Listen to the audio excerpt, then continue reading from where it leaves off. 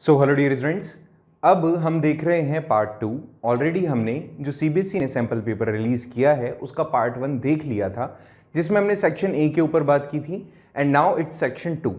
Section B में आप सबसे पहले देखते हैं वेरी शॉर्ट क्वेश्चन आंसर्स, जो कि काफ़ी सिंपल दिए गए हैं। बट अगर मैं एमसीक्यूज की बात करूं, पर्सनली आई फील कि कुछ क्वेश्चंस ऐसे थे जो शायद थोड़े से आपके लिए ट्रिकी हो सकते थे। ओके, बट हमने ऑलरेडी उन सबका एक्सप्लेनेशन देख लिया है, तो उसमें वरीड होने की तो कोई बात बनती नहीं है। चलिए, अब यहां पर दो नंबर की 4 क्वेश्चंस हैं, टोटल 8 मार्क्स का वेटेज आपको देखने को मिलता है। फर्स्ट क्वेश्चन कहता है एनालाइज करें कोई 2 ऐसे फैक्टर जो कि रिस्पॉन्सिबल है ग्रेट डिप्रेशन के लिए इन अमेरिका ड्यूरिंग 1929। हम सभी जानते हैं 1929 से 32 के बीच का जो टाइम ड्यूरेशन था, काफ़ी ज़्यादा एक कॉम्प्लिकेशन वाला टाइम था पूरे वर्ल्ड के लिए, क्योंकि डिप्रेशन झेला था सभी ने।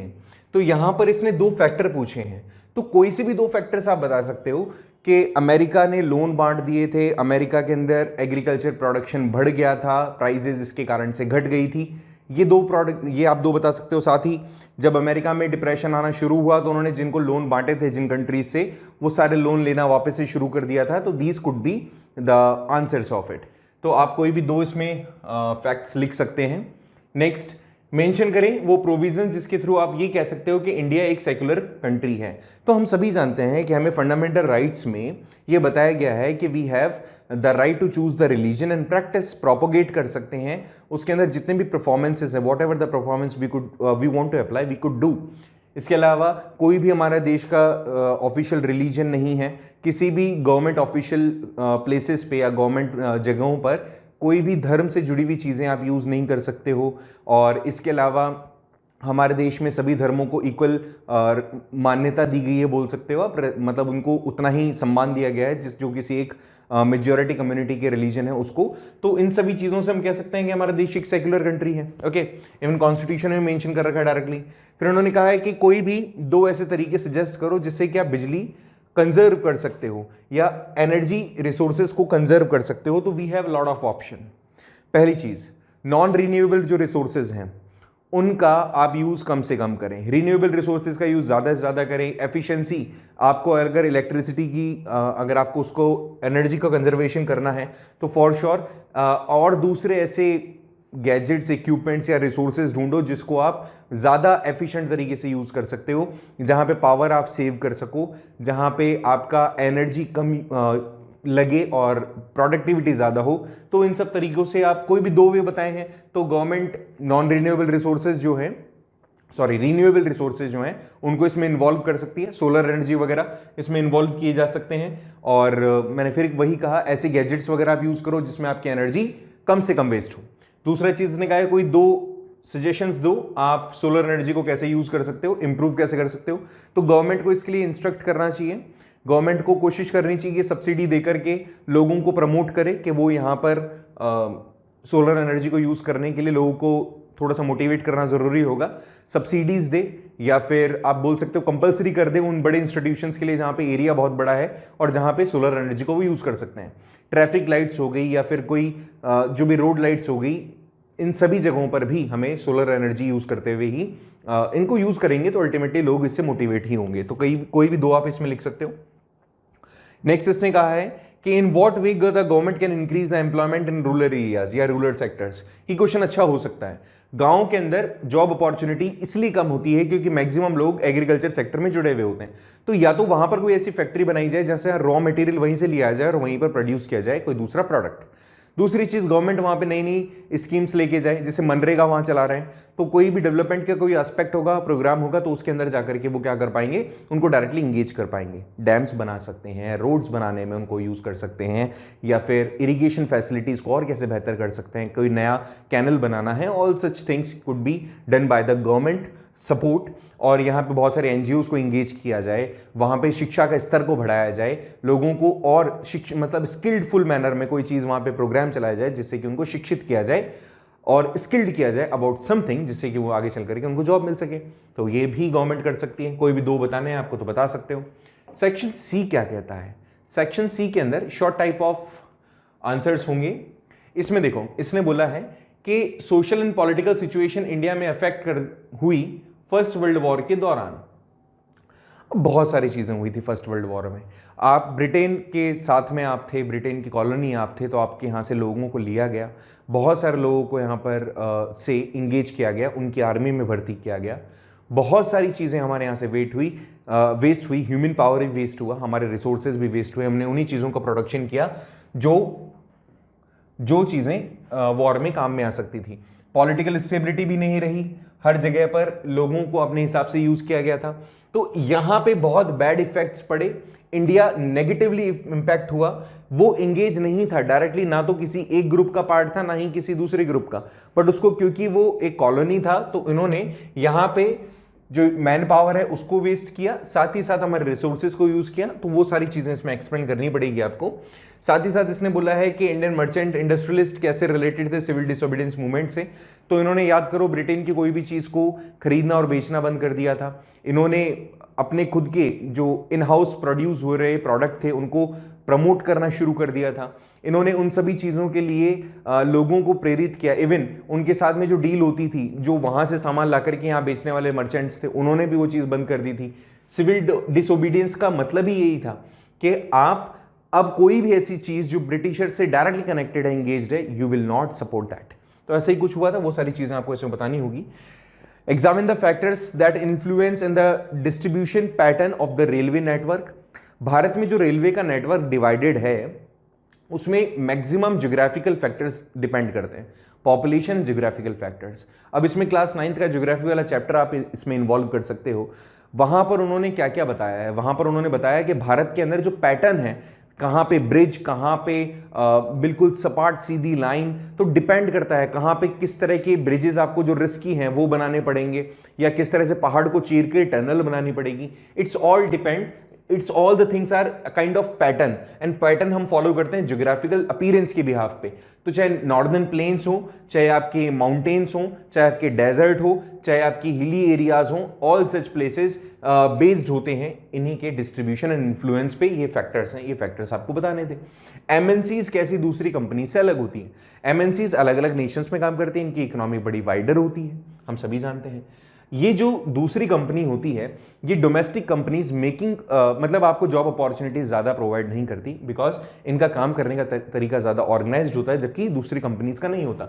आपको ये बताना है, अच्छा इसके एग्जांपल आप कुछ भी दे सकते हो। जितने भी ऑर्गेनाइज्ड और अनऑर्गेनाइज्ड सेक्टर की हम बात कर रहे थे, जैसे जो उसमें एग्जांपल थे वैसे इसमें ले सकते हो। आप ये मान लो ये अलग अलग नेशन में काम करेंगे तो उनका कैपिटल इन्वेस्टमेंट ज्यादा होगा, जॉब अपॉर्चुनिटीज ज्यादा होगी, काम करने का तरीका बेहतर होगा कंपेरेटिवली दूसरी कंपनीज के। एमएनसीज में एक चीज और अच्छी हो सकती है, यहां पे लॉस बियरिंग कैपेसिटी भी ज्यादा हो सकती है कंपैरेटिवली इन कंपनीज के। इन कंपनी में लॉस होगा, तुरंत ये फायर कर सकते हैं एम्प्लॉयज को, जबकि यहां पर ऐसा नहीं होगा। ये इंटरनेशनल लेवल पे भी लॉस के अंडर में आएंगी, जबकि ये ऐसा नहीं कर पाएंगे। ठीक है, तो रिस्क फैक्टर भी काफी कम होता है एंड डेवलपमेंट अपॉर्चुनिटी ज्यादा होती है।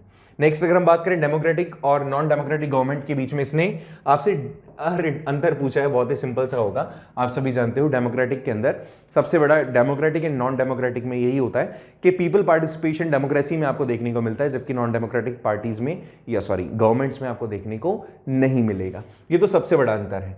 डेमोक्रेसीज आपको अपनी गवर्नमेंट चुनने का मौका देती है, जबकि नॉन डेमोक्रेटिक गवर्नमेंट नहीं देती है। These are the accountability, they have the accountability over the communities, जबकि इनकी कोई अकाउंटेबिलिटी नहीं होती, आंसरेबिलिटी नहीं होती, इन सब की होती है। ये लॉफुल मैनर में काम करेंगे, जबकि इनका कोई ऐसा लॉ नहीं होगा। यहां पे सारे रूल्स रेगुलेशंस रिटन फॉर्म में होंगे, जबकि यहां पर नहीं होंगे। यहां पर इक्वल अपॉर्चुनिटी और इक्वलिटी की बात की जाएगी, फ्रीडम की बात की जाएगी, यहां पर उसको खत्म किया जा सकता है। बहुत सारे रीजन से आप बता सकते हो। टर्शरी सेक्टर एक डिफरेंट सेक्टर होता है, दूसरे जितने भी सेक्टर हैं उनमें सबसे अलग है। इसको जस्टिफाई करो, स्टेटमेंट को सूटेबल आर्ग्यूमेंट देना है। अब देखो इसने कहा है आपको कि जो टर्शरी सेक्टर है वो दूसरे सेक्टर से अलग कैसे है, तो बहुत सारे रीजन है। This is service provider sector. Costing सबसे कम होगी, क्वालिटी के बिहाफ पे, आपकी स्किल्स के बिहाफ पे आप कमाते हो, मैक्सिमम लोगों को आप इंगेज कर सकते हो, कोई लिमिटेशंस नहीं होगी इसमें। The people who are engaged in tertiary sector they have more opportunity according to their ability they will work और they will earn, जबकि दूसरे में आपके पास में लिमिटेड सोर्स होते हैं। चाहे फैक्ट्री है तो फैक्ट्री में भी लिमिटेड सोर्स है, एग्रीकल्चर सेक्टर है तो वहां पर भी, ठीक है। एंड टर्शियरी सेक्टर का एक और खासियत है कि यहां पर जितनी पॉपुलेशन बढ़ती है जॉब अपॉर्चुनिटीज इनके लिए बढ़ जाती है, जबकि इन सेक्टर्स में ऐसा नहीं हो सकता। यहां के रिसोर्सेज जो होते हैं टर्शियरी सेक्टर में, जो रिसोर्सेज होंगे इनके वो वाइडर होंगे, जबकि प्राइमरी सेक्टर और सेकेंडरी सेक्टर में स्मॉलर होंगे। अब ये भी बात समझ के चलना, इन प्राइमरी सेक्टर और सेकेंडरी सेक्टर का सबऑर्डिनेट अगर वो दोनों सेक्टर इसके अगेंस्ट जाएंगे या फिर इसके बिना डेवलपमेंट करने की सोचें तो पॉसिबल नहीं होगा। तीनों ही सेक्टर हालांकि एक दूसरे से जुड़े हुए हैं, बट टर्शियरी सेक्टर इन दोनों को सपोर्ट करता है, क्योंकि अगर एग्रीकल्चर प्रोडक्टिविटी है तो अगर वो आपके साथ मतलब जब तक इसमें टर्शियरी सेक्टर एंगेज नहीं होगा तब तक वो चीज़ें आप तक पहुंच ही नहीं सकेगी। तो इनका बेस भी बोल सकते हो आप, बेस मीन्स सपोर्टिव बोल सकते हो इसको। तो टर्शियरी सेक्टर के अंदर कोई आपको एक्स्ट्रा कॉस्टिंग की जरूरत नहीं होती, कई और दूसरे फैक्टर्स भी आप इसमें एंगेज कर सकते हो। जितना लिखो उतना कम है, लेकिन हाँ वर्ड लिमिट्स का थोड़ा सा आपको ध्यान रखना पड़ेगा।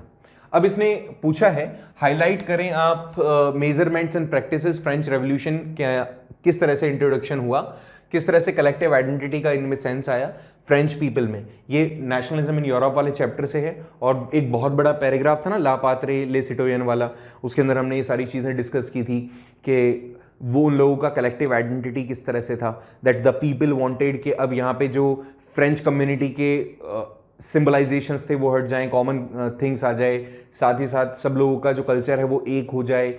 वो सारी चीज़ें इसमें आपको इंगेज करनी पड़ेगी और ज़रूरी भी हो जाएगा। इसको आप पूरा अच्छे से पढ़ें, जो कि हमने डिस्क्रिप्शन बॉक्स में आपको बता रखा है। इसमें नेक्स्ट क्वेश्चन में ऑप्शन दिया है, ये हमेशा से ही होता है। ये वाला क्वेश्चन मेरे लिए हमेशा से ही इंपॉर्टेंट रहा है, जस्ट बिकॉज मैंने बहुत बार ऑब्जर्व किया है कि बोर्ड का फेवरेट क्वेश्चंस में से या तो इटली देता है या जर्मनी देता है। इसने इस बारी थोड़ा सा घुमा के दिया है कि आप बताओ ऑटो वन बिस्मार्क ने क्या किया। तो आर्किटेक्चर थे नई जर्मनी के, इन्होंने क्या किया, 7 साल में 3 बड़ी लड़ाइयां लड़ी एंड फाइनली जर्मनी को इन्होंने कंप्लीट कर दिया था, यूनिफाइड कर दिया था। और केसर विलियम वन को इन्होंने 1871 के अंदर राजा बना दिया था, प्रोक्लेम करवा दिया था। तो इनका इंपॉर्टेंट रोल है बहुत बड़ा, तो वही सारी चीजें इसमें मेंशन करनी पड़ेगी। लेंथ थोड़ा आपका आंसर का बढ़ना चाहिए। जूट मिल्स वेस्ट बंगाल के अंदर लोकेशन के कारण बताओ। तो वेस्ट बंगाल का जो सिनेरियो है जूट के लिए काफ़ी प्रोडक्टिव है। वहाँ पे आपके पास में पानी है, पानी के थ्रू आप वाटरवेज का यूज़ करते हुए आप रॉ मटेरियल को फैक्ट्रीज तक पहुँचा सकते हो। पानी की अवेलेबिलिटी होने से इस जूट प्रोडक्शन में वृद्धि भी हो सकती है। साथ ही साथ जो जूट मिल्स है उसको काफ़ी ज़्यादा बूस्ट मिलता है, क्योंकि जो बड़ी इंडस्ट्रीज हैं जूट से जो मैन्युफैक्चरिंग करती है फिनिश गुड्स को, वो वेस्ट बंगाल के अंदर कैलकाटा के अंदर और उसके आसपास के क्षेत्र में फैली हुई है। तो काफ़ी अच्छा प्लेस है जूट मिल्स के लिए वेस्ट बंगाल। नेक्स्ट क्वेश्चन में अगर अपन बात करें आईटी सेक्टर और इलेक्ट्रॉनिक इंडस्ट्रीज, इनके बीच में multi aspects you have to tell कि इनका बीच में रिलेशंस। चलो ऐसे मान लो कि आईटी सेक्टर और इलेक्ट्रॉनिक्स इंडस्ट्रीज के बहुत सारे ऑप्शंस होते हैं, बहुत सारे नीड्स होती हैं। अब इसमें आपको क्या बताना पड़ेगा, आईटी सेक्टर कौन कौन से फील्ड में जुड़ा हुआ है, आईटी सेक्टर के क्या एस्पेक्ट्स होंगे, आईटी सेक्टर कहाँ नहीं है, हर एक जगह पर इन्वॉल्व है, वही सारी चीज़ें इसमें मेंशन करनी है आपको। इलेक्ट्रॉनिक इंडस्ट्रीज को भी इसी तरह से मेंशन करना है कि कोई सा भी ऐसा प्लेस नहीं है जहाँ पर ये दोनों सेक्टर्स नहीं होंगे। वो सारी चीज़ें आपको यहाँ पर डिस्क्राइब करनी पड़ेगी। नेक्स्ट में इसने आपसे पूछा है पॉलिटिकल पार्टीज आपको बताना है, पॉलिटिकल पार्टीज का रोल बताना है। और पॉलिटिकल पार्टीज क्या होता है, इलेक्शन के अंदर पार्टिसिपेट करने वाले लोग जो कि आगे जीत जाते हैं तो गवर्नमेंट बनाते हैं, नहीं जीत पाते हैं तो इंपॉर्टेंट रोल प्ले करते हैं डेमोक्रेसी में अपोजिशन की फॉर्म में। ये भी चीज़ हम सभी जानते हैं। पॉलिटिकल पार्टीज अगर नहीं हो तो लोगों को मौका नहीं मिलेगा पार्टिसिपेट करने का गवर्नमेंट में, ठीक है। साथ ही साथ चाहे वो वोटर के तौर पर कर रहे हो चाहे रिप्रेजेंटेटिव के तौर पे कर रहे हो, पॉलिटिकल पार्टी अलग अलग इंटरेस्ट ग्रुप को सामने लेकर आती है, लोगों के अलग अलग एस्पेक्ट्स उनके नज़रिए को शो करती है। पॉलिटिकल पार्टी अगर होती है तो जनता के बीच में डेमोक्रेसी जीवित रहती है, ये सबसे बड़ा पॉइंट हो सकता है। रीज़न क्या है, पॉलिटिकल पार्टी अगर नहीं हो तो शायद डेमोक्रेसी के अंदर आप डायरेक्ट पार्टिसिपेशन कर ही नहीं पाओगे, आपके जो इंटरेस्ट हैं वो कहीं ना कहीं दब जाएंगे। अलग अलग कम्युनिटी अलग अलग पॉलिटिकल पार्टी बनाती है सिर्फ इसीलिए क्योंकि लगता है कि एग्जिस्टिंग पॉलिटिकल पार्टी शायद उनके इंटरेस्ट को फुलफिल नहीं कर पा रही। दैट इज द रीजन कि दूसरी पॉलिटिकल पार्टीज बनती हैं। तो पॉलिटिकल पार्टी अपने डेमोक्रेसी में एक तरीके से लोगों के इंटरेस्ट को शो करती होती है। और जैसे हम अगर नेशनल पार्टीज़ की बात करें तो उनका कुछ विज़न रहा है, उसी विज़न को लेकर के वो चलते हैं। जैसे अगर हम इक्वल अपॉर्चुनिटी इक्वालिटी की बात करें तो कांग्रेस, और हिंदुत्व की बात करें तो बीजेपी। इनका ये मोटिव रहा था, तो उन्हीं सब मोटिव्स के कारण भी पॉलिटिकल पार्टी काफ़ी इंपॉर्टेंट हो जाती है। सेल्फ हेल्प ग्रुप क्या करते हैं रूरल एरियाज में, आपको ये बताना है। तो सेल्फ हेल्प ग्रुप का भी काफ़ी इंपॉर्टेंस है। कैसे ये सेल्फ हेल्प ग्रुप क्या करेंगे, दीज विल ट्राई टू कहीं ना कहीं इंगेज करेंगे लोगों को कि उनकी प्रोडक्टिविटी बढ़े, प्रॉफिटेबल काम हो, एक ग्रुप मिलकर के काम करेगा, प्रॉफिट मेकिंग करेंगे एंड डिस्ट्रीब्यूट करेंगे। इसका सबसे अच्छा एग्जांपल हमने ऑलरेडी जब हम पढ़ रहे थे चैप्टर को, तब हमने देखा था कि Anand Milk Union Limited is the biggest example of self help group, जिन्होंने खुद की हेल्प के लिए, मैंने इसको डिटेल में पढ़ा है इस टॉपिक को, रूरल एरियाज में छोटी छोटी कम्युनिटी के लोग 10-15 लोग मिलकर के छोटी छोटी सेविंग्स के साथ 15 रुपए से लेकर 100 रुपए तक की सेविंग के साथ में मिलकर के एक अच्छा फंड कलेक्ट कर लेते हैं। और उसके बाद में, हालांकि आनंद मिल्क यूनियन लिमिटेड या अमूल तो बहुत बड़ा ब्रांड बन चुका है, लेकिन अगर हम गांव के एस्पेक्ट में बात करें तो सेल्फ हेल्प ग्रुप काफी ज्यादा मदद करेंगे। तो काफी मतलब इसके अंदर चीजें लिख सकते हो आप कि रूरल एरियाज में अ ग्रुप ऑफ पीपल जो कि छोटी छोटी सेविंग्स के साथ एक बड़ा फंड कलेक्ट कर सकते हैं और अपनी नीड को फुलफिल कर सकते हैं। वही सब कुछ आपको इसमें बताना पड़ेगा। नेक्स्ट अगर अपन बात करें रिजर्व बैंक ऑफ इंडिया का इंडियन इकोनॉमी में क्या सिग्निफिकेंस है, तो हम सभी जानते हैं। इसमें क्या लिखोगे आप, इसमें रिजर्व बैंक ऑफ इंडिया काम क्या करता है वो बताना है, किस तरह से वो इंटरनेशनल लेवल पे हमें होस्ट करता है, किस तरह से वो हमारे यहाँ पे इन्फ्लेशन को कंट्रोल करता है, वो सारी चीजें इसमें मेंशन करनी पड़ेगी इस क्वेश्चन के आंसर में। नेक्स्ट क्वेश्चन पे अगर अपन बात करते हैं तो ये सेक्शन ई है, केस स्टडी है। इसको आप जब पढ़ोगे, इसको पढ़ने के बाद ही इसके आंसर आप दे पाओगे। तो अगर मैं डायरेक्ट यहाँ से यहाँ तक जो बचपन में करते थे तुम वो करवा दूंगा तो तुम्हें समझ में नहीं आएगा। अ काइंड ऑफ पैसेज, और ये आपके लिए सीन होगा, ठीक है। तो ऐसे में मान के चलना, इसको थोड़ा बहुत आप पढ़ोगे जब तो इसके आंसर्स भी आपको आ जाएंगे, तो इसको अपन डायरेक्टली स्किप कर सकते हैं। अब आ जाइए आप आपके नेक्स्ट क्वेश्चन में, सेम वैसा ही है, ये केस स्टडी 2 है। इसके बाद में आपका मैप वाला क्वेश्चन आ जाता है। मैप के अंदर इसने कहा है आपको देयर आर 2 प्लेसेस मेंशन्ड, आपको मैप दिया है इंडिया का। इसको थोड़ा सा मैं रैपिडली बता देता हूं, आ जाइए। पहले तो इसने बोला यहां पे इस वाले क्वेश्चन को, name the place. Indian national Congress का सेशन कहां हुआ था, 1920 में। अब इससे सिंपल क्वेश्चंस नहीं हो सकते। अगर जब आपको डायरेक्टली कह दे कि हमने यहां पर ए और बी मार्क कर रखा है मैप में, उसका जगह का नाम दे दो। तो 1920 में सेशन हुआ था कैलकाटा में, आप सभी जानते हो, तो कैलकाटा सेशन को मार्क करना होगा। बी ऑप्शन दिया हुआ होगा डायरेक्टली, तो वहां पे आप इसको मार्क कर दो। अच्छा, ए ऑप्शन दिया हुआ है तो यहां कैलकाटा को मार्क कर देना। दूसरा ऑप्शन इसने कहा है, दूसरा ऑप्शन भी देख लेते हैं जल्दी से। एक सेकेंड। दूसरा ऑप्शन कहता है आप मार्क करें जहां पे महात्मा गांधी ने सॉल्ट लॉ को तोड़ा था। सॉल्ट लॉ कहां ब्रेक हुआ था, दांडी में, तो दांडी को आपको मार्क करना है बी प्लेस पे। तो ए और बी आप यहां पे मार्क कर पाओगे, ठीक है। यहां तो कैलकाटा कर देना यहां पे, और यहां कर देंगे दांडी को। अगर इसके साथ में और भी इसने चीजें दी है, इसने कहा है आपको बी ऑप्शन में कि मैप में आप मार्क करें इनमें से कोई भी 3 लेबलिंग करनी है आपको। ए बी सी डी है यहाँ पे। हीराकुंड डैम पूछा है, तारापुर एटॉमिक पावर स्टेशन पूछा है, नोएडा पूछा है, कोची पूछा है। सबसे पहले तो इनको थोड़ा थोड़ा अगर आप समझ जाएं तो इसको लोकेशन को लोकेट करने के लिए तो आपको ये पता होना चाहिए कि कहाँ कहाँ है। हीराकुंड के बारे में तुम्हें पता है, उड़ीसा के अंदर, उड़ीसा कर दीजिएगा। तारापुर आएगा आपके महाराष्ट्र के अंदर। नोएडा आप जाएंगे ऊपर उत्तर प्रदेश की तरफ, और कोची आप जाएंगे आपके केरला की तरफ। मार्क कर दो जल्दी से मैप में, बड़ा ही सिंपल है। मार्क करने पर इसको ये मैप आपको मिल गया है। Let's do marking. यहां पे आ जाइए, ये देखो भाई, इधर तो कर देना आप, ये आ गया हीराकुंड, ठीक है।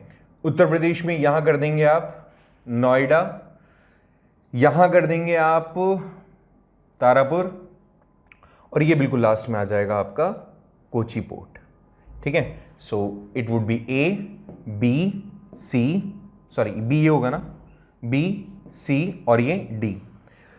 सो इस तरह से बेटा हमने सैंपल पेपर देखा। मोस्ट प्रोबेबली आप लोगों का पार्ट 1 एंड पार्ट 2 कंप्लीट हो गया है। आप कोशिश करना इस तरह के और भी क्वेश्चन सॉल्व कर सको। साथ में जो अभी ऊपर हमने एक फोटोग्राफ देखा था जब एमसीक्यूज में, मुझे लगता है कि इस तरह के क्वेश्चन ज्यादा आपसे पूछे जाएंगे। कोशिश करें, प्रैक्टिस करें और कहीं प्रॉब्लम आए तो पूछें। टेलीग्राम चैनल पे अपने डाउट सॉल्व करवा सकते हो और आपने अगर अभी तक हमारे चैनल को सब्सक्राइब नहीं किया तो वो भी कर लीजिएगा। Thank you so much. मिलते हैं एक और नए टॉपिक के साथ अगले वीडियो में। Bye bye, see you, have a nice day.